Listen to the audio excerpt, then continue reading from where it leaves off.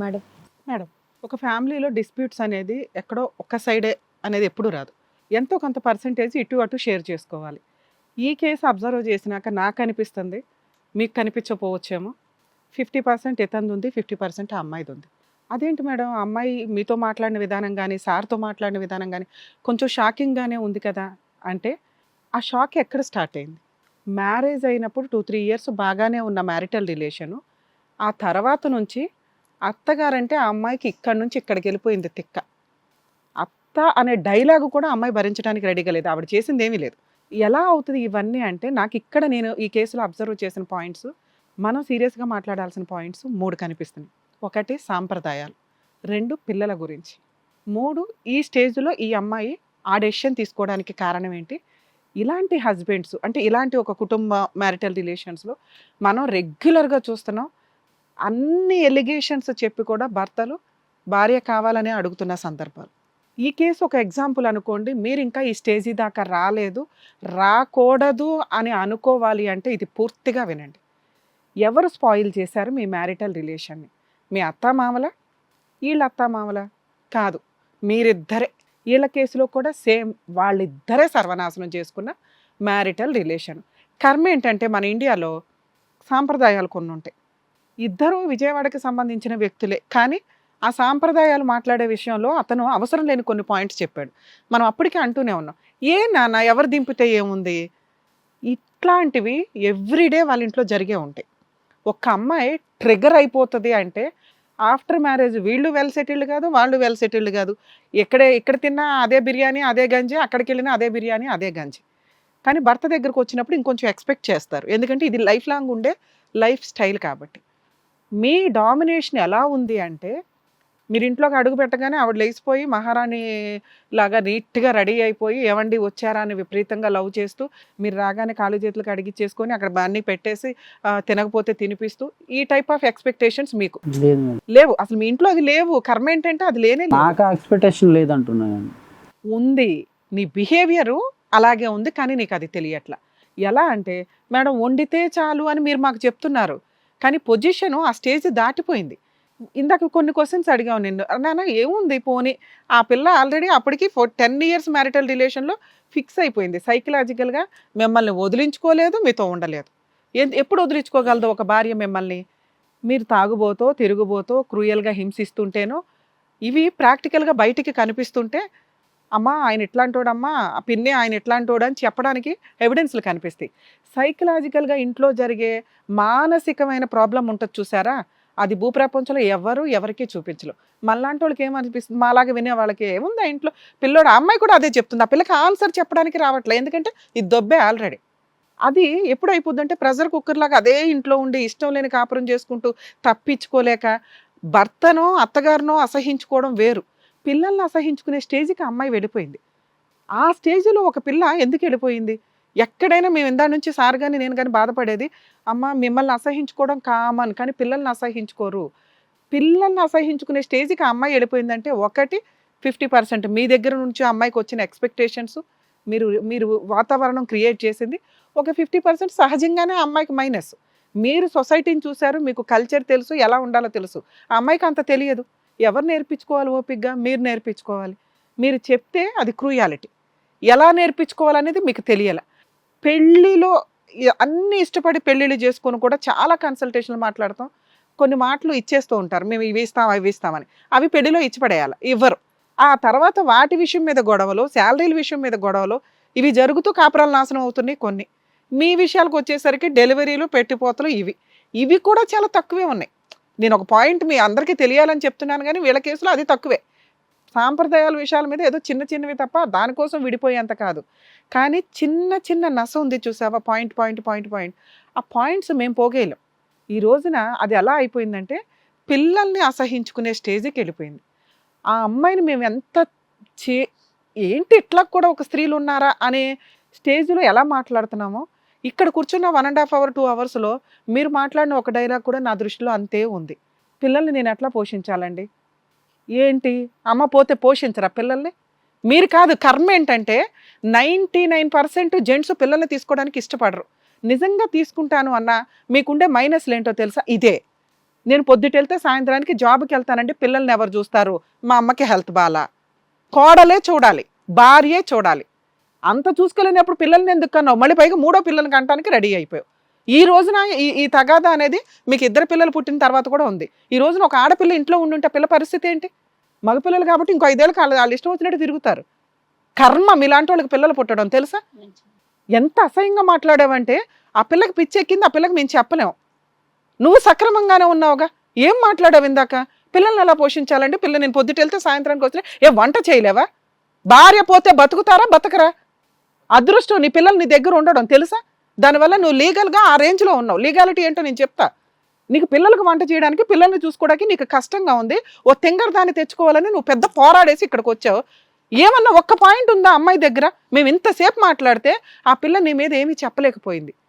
Madam ఏం చెప్తుందో వినండి. ఏముంది మాకు తెలుస్తుంది, ఏముందో ఏమీ చెప్పలేని నస ఉంది, ఏమీ చెప్పలేని హెరాస్మెంట్ ఉంది. అది ఏ స్త్రీ, ఏ కోడలు, ఏ భార్య బయటకు చెప్పుకోలేదు. చూపించలేము అవన్నీ. అయిపోయింది ఆ పిల్ల పని. ఆ అమ్మాయికైతే వాళ్ళ తల్లిదండ్రులు తిండి పెట్టుకుంటారుగా. ఆ అమ్మాయి చేసిన బిహేవియర్ ఏంటో తెలుసా? నీ మీద ఉన్న కోపాన్ని పిల్లల మీద చూపించడం.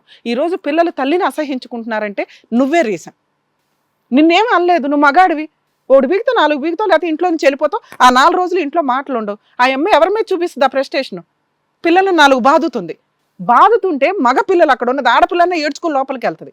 మగపిల్లల మెంటాలిటీ జీన్స్లోనే తేడా ఉంటుంది. ఆడు ఇంకో 5 years తర్వాత నిన్ను కూడా లెక్క చేయరు వాళ్ళు. వాళ్ళ పొజిషన్ ఏంటి? వాళ్ళు అమ్మ కొడుతుంది అంటే ఒక టైప్ ఆఫ్ నెగిటివ్. మీ ఇద్దరు కలిసి ఉంటేనే కర్మ. సరిగ్గా పెంచలేని సొసైటీలో ఉన్నాం మనం.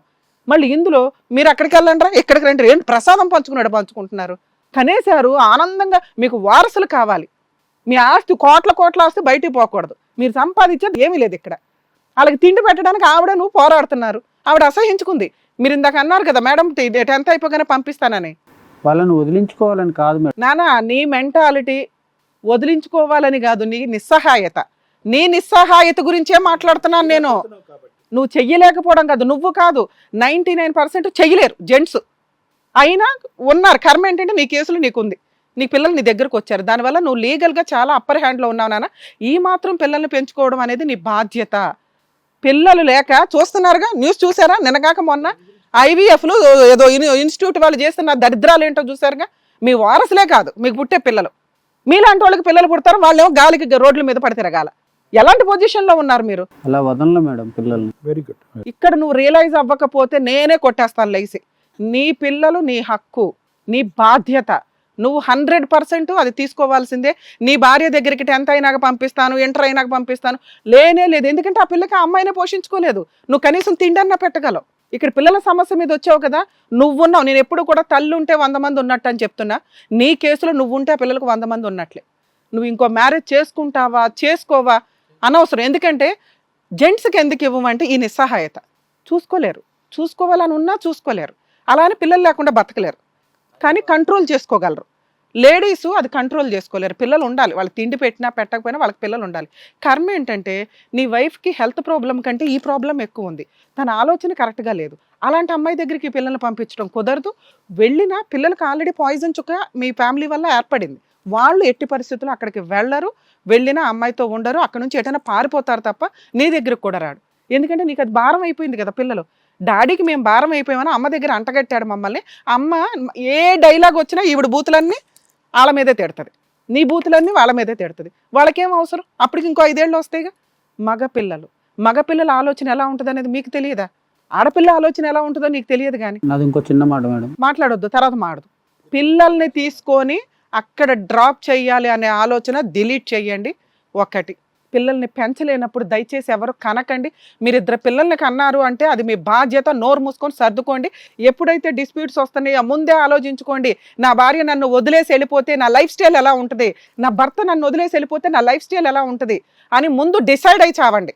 ఇష్టం వచ్చినట్టు కనేసేది సొసైటీ కోసం, పిల్లలు మీకు ఆస్తులు పోకుండా ఉండడం కోసం పిల్లలు కావాలి. వాళ్ళ హక్కుల గురించి మీకు బాధ్యత అవసరంలా. ఏ సమాజంలో ఉంటున్నారు? నెక్స్ట్ జనరేషనే స్పాయిల్ అయిపోతుంది మీ వల్ల. 3వ పాయింట్ నేను మాట్లాడుతున్నది మీ మ్యారిటల్ రిలేషన్. భార్య కావాలా వద్దా? భార్య కావాలి అంటే మనం పాతాళంలో నుంచి స్టార్ట్ అయ్యి కాళ్ళ దగ్గర ఉండాలి. నువ్వు కావాలి అంటూ కండిషన్స్ పెడుతున్నావు. అది ఎవరైనా కూడా చాలా కేసులు అక్రమ సంబంధాలు రెడ్ హ్యాండెడ్గా పట్టేసుకునే కేసులు చూస్తుంటాం. కలిసే ఉందాము అనుకున్నప్పుడు ఆయనకి అది ఎలా అవుతుందంటే నిజంగా అతను అక్రమ సంబంధం మానేసిన మీ మీద రెస్పెక్ట్తో జీవితకాలం నరకం. ఆయన తుమ్మినా ఆహా నువ్వు ఆ రోజు అలా చేసావు కానీ మాట ఉంటుంది చూసారా, చాలా పెద్ద పనిష్మెంట్స్. అలాగే ఇప్పుడు నువ్వు ఇన్ని చెప్తున్నావు చిన్న చిన్నవి. ఒక భార్య సైకలాజికల్ ప్రాబ్లం వల్ల వంట సరిగ్గా చెయ్యట్లా, సరిగ్గా రెడీ అవ్వట్లా, ప్రశాంతంగా భర్తను చూసుకోవట్లా, కబుర్లే లేవు మీ మధ్య. నువ్వే ఓ పెద్ద డాక్టర్వి నీ భార్యను బాగు చేయాలి అంటే. నువ్వు లవ్ చేస్తుంటే మీ ఆవిడ్ని ఈ రోజున అమ్మాయి అలా మాట్లాడేది కాదు. నువ్వు మీ వైఫ్ని లవ్ చేయలా, నీ హక్కులాగా ఫీల్ అవుతున్నావు. నా భార్య ఏంటి ఏంటి నేను ఇంట్లోకి ఆ పిల్ల ఏం చెప్పింది అన్నీ తీసుకొస్తావు. మాట్లాడు, వాళ్ళ అమ్మ మాట వింటాడు, వాళ్ళ బ్రదర్ మాట వింటాడు. ఏంది గోంగూర వీళ్ళ మాటలు వినేది? ఈరోజు ఎవరి కాపురం నాశనం అయింది? వీళ్ళు నీకు బాధ్యత, నీ భార్య నీకు కుటుంబం. కుటుంబం రోడ్డు మీద పడింది. ఇప్పుడు ఏం చేస్తావు? సెకండ్ హ్యాండ్ ఎవరినో చేసుకోవాలా? ఆవిడ ఎలా చూస్తుందో తెలియదు. పిల్లల్ని మాత్రం డ్యామ్ షూర్ బాగా చూడదు. నీకు చూడడానికే కష్టం, నీ భార్యకి చూడడానికే కష్టం. నువ్వు ఇలాంటి ఒక లైఫ్ స్టైల్ వచ్చింది కాబట్టి ఆ అమ్మాయి మీకు సెట్ కాదు. ఒకవేళ సెట్ అయితే నువ్వు ఈ కోరికలన్నీ తీసేయి, నీ కండిషన్స్ అన్నీ తీసేయి. ఏంటి? మేడం శుభ్రంగా ఉండాలి, మేడం వంట చేయాలి, మేడం మా పిల్లల్ని నన్ను బాగా చూసుకోవాలి, మేడం మా అమ్మగారిని వాళ్ళని ఏమి అనకూడదు, నన్ను ఏమనకూడదు, అప్పుడప్పుడు నన్ను కూడా కొట్టేది, నన్ను కొట్టొద్దు, నా పిల్లల్ని కొట్టొద్దు. నీకు 2 పిల్లలు కాదు 3 పిల్లలు అనుకుంటేనే నీ వైఫ్ని తెచ్చుకో. ఆ అమ్మాయి అడుగుతున్న మాట ఏంటి? నాకు ఇంకో 2-3 సంవత్సరాలకు టైం కావాలి, 2-3 నెలలు టైం కావాలి, అది ఎప్పుడు దాకా నాకు తెలియదు, ఆ రోజు మీటింగ్ పెట్టుకొని ఆలోచిస్తామండి అని అంటుంది. మేమైతే ఆ అమ్మాయితో కలిసి ఉంటామని మీకు చెప్పం, కానీ మీకు వేరే ఆప్షన్ లేదు కదా. వెయిట్ చేయండి, పిల్లలిద్దరిని పోషించుకోవడానికి చూడండి. ఇంతే, ఈ కాలానికి ఇదే రుణాన బంధం అనుకొని ప్రొసీడ్. ఇప్పటికిప్పుడు డెసిషన్ అయిపోవాలి, నాకు డైవర్స్ అయిపోవాలి, లీగాలిటీ తేలిపోవాలని అనుకోకండి. హ్యాపీ లైఫ్ స్టైల్ ఇప్పుడు ప్రజెంట్ మీరు ఉన్నది.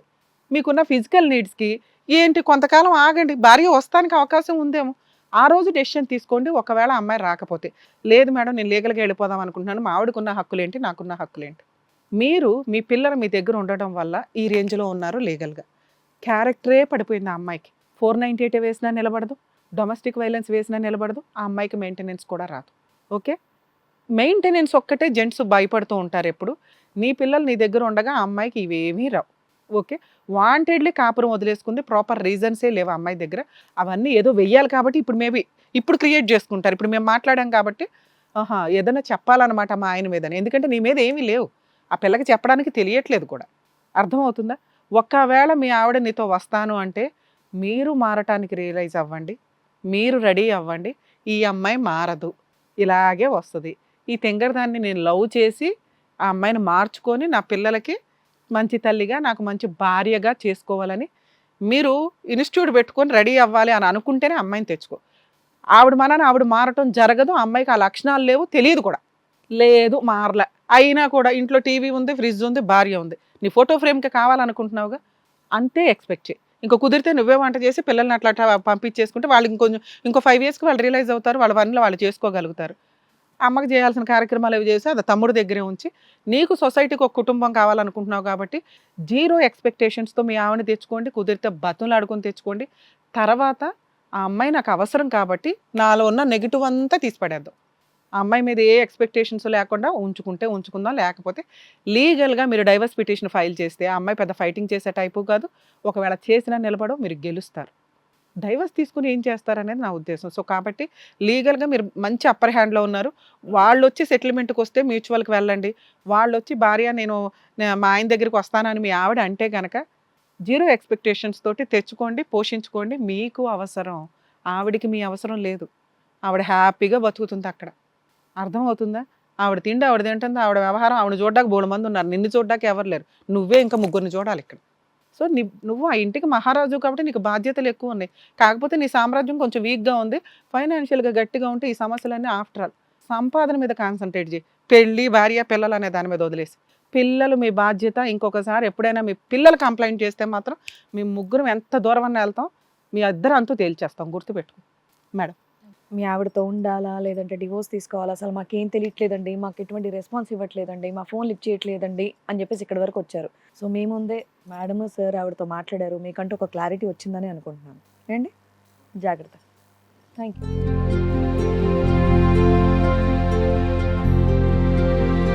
Thank you so much sir, thank you so much madam. పిల్లలకు కూడా మీరు చెప్పినందుకు థ్యాంక్స్. Thank you. మరో కథతో మళ్ళీ కలుద్దాం.